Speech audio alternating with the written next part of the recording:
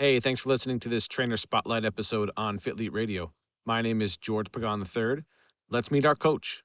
My name is Taylor Edwards. I'm a coach and personal trainer on Team Iron and Lace under head coach and owner Shalace Shoemaker, based out of Reno, Nevada, as well as online. I primarily work with my clients on improving their body composition and building healthy habits that can withstand even the busiest of lifestyles. My college education is in mathematics, but I love learning and teaching in general. And all of my side gigs and career paths over the years have been in the realm of teaching in some capacity. So at the end of the day, my role is that of a helper. I can't do the work for you. I can't snap my fingers and magically give you the physique of your dreams. But if I can clear the path for you and guide you towards your own vision of success, then I'm fulfilling that role.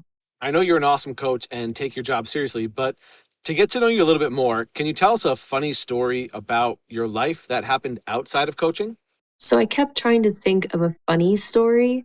Not sure that this one is funny, but it should be at least interesting enough to mention here. A year or two ago, I was in the market for a tree for both my front yard and my backyard. And the search was on. I was looking at every nursery, even around town, checking out which trees I liked. And I was scrolling on Facebook one day and I followed some of the nurseries there. One of them posted that they got umbrella catalpa trees in stock and that they were for sale. I fell in love with this tree. Google it if you don't know what it looks like. It looks like it's from Dr. Seuss and it's amazing. And they're compact, so it would fit in my yard. So I immediately call them. I put it on hold. I go to pick it up. It's the tree of my dreams and I plant it and I'm looking at it right now. It's in my backyard doing amazing. And as soon as I realized that this tree was kind of like my spirit plant, I started seeing them all around town. And so one day my goal is to go to knock on the doors of all of the people who have catalpas in their front yard or their backyard that are visible from the street.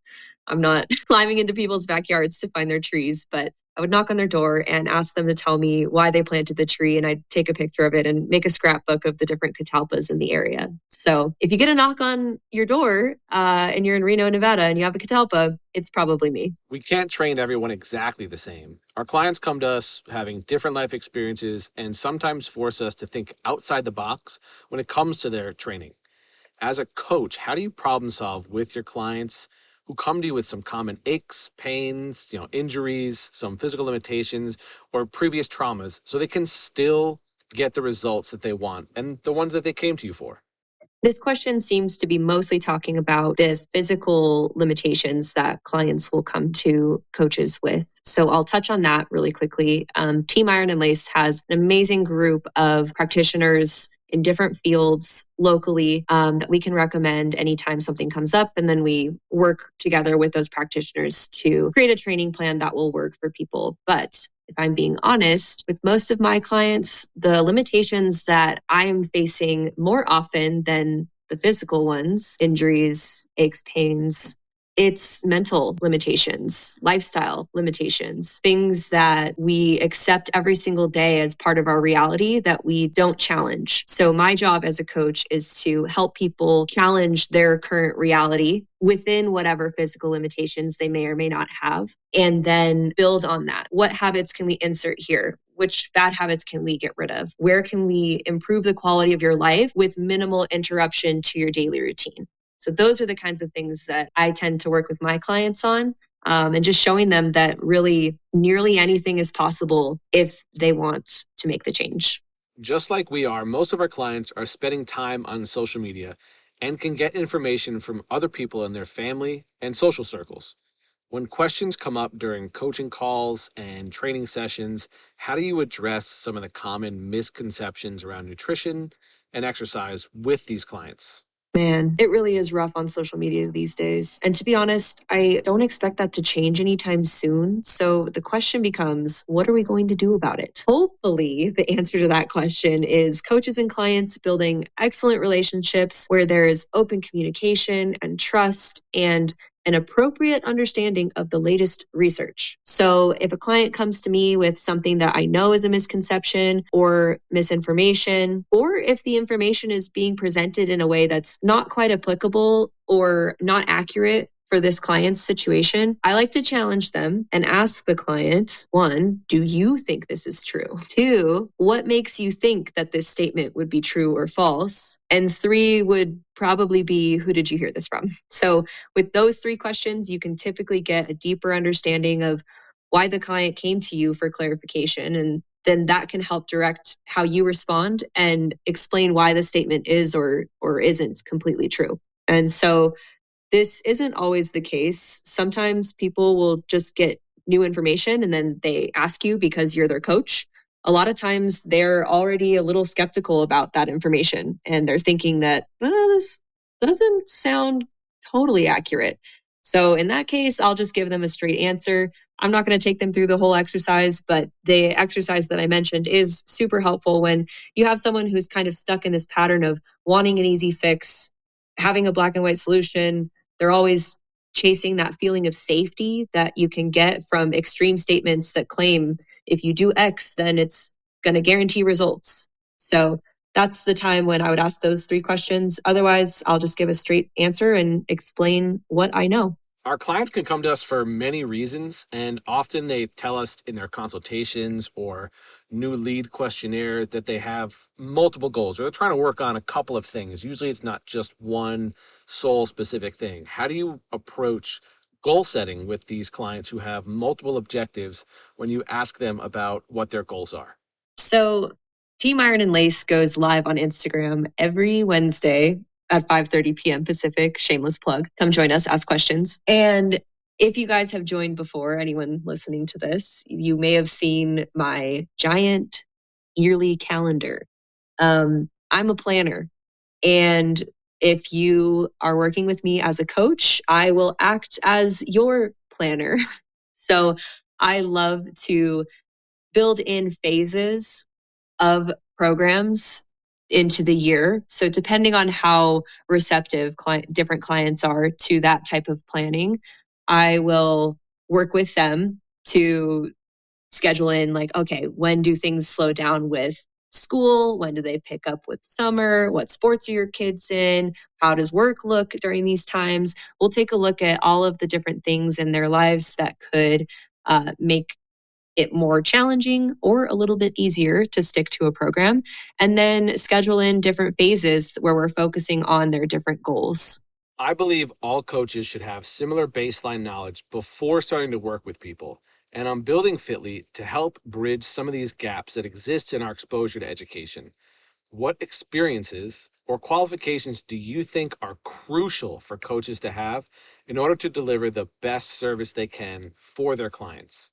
I'm going to keep it real here because this is kind of a touchy subject, especially because currently there's no standardization in the field for this. So, for coaches, if you are wondering what experiences and what qualifications do I need in order to deliver the best service for my clients, invest in yourself, pursue the most accurate knowledge that you can, and be a servant to your clients. That's what we are here for. If you're actively doing those three things, I think that you can be a good coach. And that's really all we need to be. There will be a handful of great coaches, and those great coaches will differentiate themselves from the rest, and they will coach other coaches and they will spread knowledge. And the good coaches will take that knowledge and further spread it. We're all part of this system of spreading accurate information that can help people. That's really all that we all want to do. So be honest with yourself about your place and seek out others who are doing the same thing. Build your network. I'm huge on collaboration. So I think if I were to name one thing, even more so than getting a certification or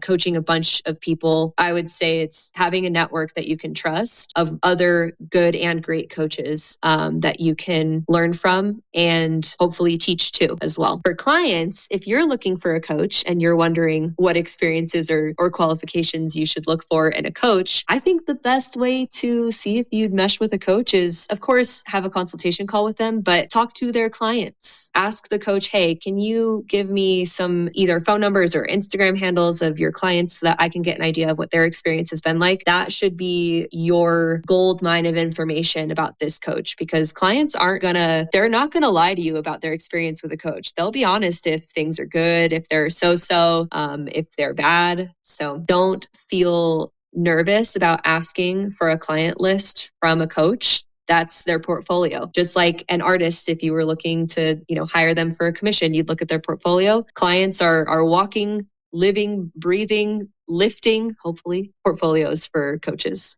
Our industry is evolving every step of the way, and we're getting to the point where it's essential to have some sort of technology within your business for both the experiences you can deliver for your clients and your ability to grow sustainably. How do you use technology to assist you in your coaching as a coach and behind the scenes as a coach that nobody really sees? I actually worked for a software company up until very recently when I went full time with coaching. So I was very, very picky when selecting an app, and I did a lot of trial runs. And the app that I am absolutely in love with, honestly, is my PT Hub. It allows me to create customized workouts for each of my clients.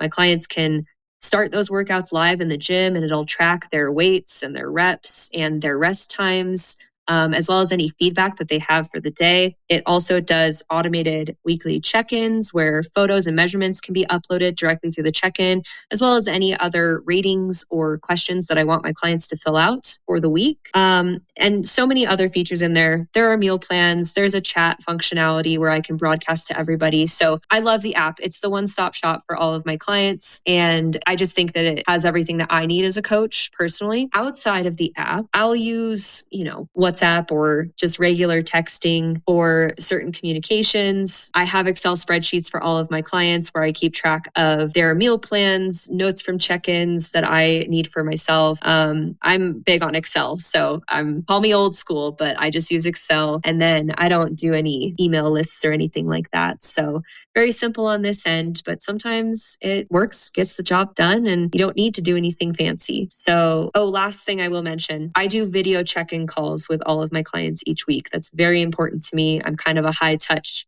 kind of coach. So I will use Google Meet for that, but that's it. Taylor, thank you so much for coming on and sharing some great info about yourself. Taylor and I met at the Real Coaches Summit about 2 years ago, and we've reconnected each time we have both gone. We met while we were standing at the exhibitor table that I had for the first event, and then later in the evening at one of the conference dinners. And it's really awesome that these events, like the Real Coaches Summit, allows coaches to just connect with one another in really easy ways, like at a dinner where we're all going to be eating anyway. So the fact that we were able to meet uh, in this nice, relaxed manner, just talk shop, get to know each other a little bit was really nice. It's easy to see she has a true passion to help the people that she works with. And she comes at her work from a perspective of being a client to a coach herself. So that makes her experience with her clients uh, really based in reality that allows them to see some good results. I'm glad you got to know Taylor a little bit more through this episode. Check the show notes to see how to connect with Taylor best. That's all for this episode. And if you want to learn more about Fitlete, possibly get your own episode, visit fitlete.com. That's Fitlete.com. Thanks. I'll talk to you soon.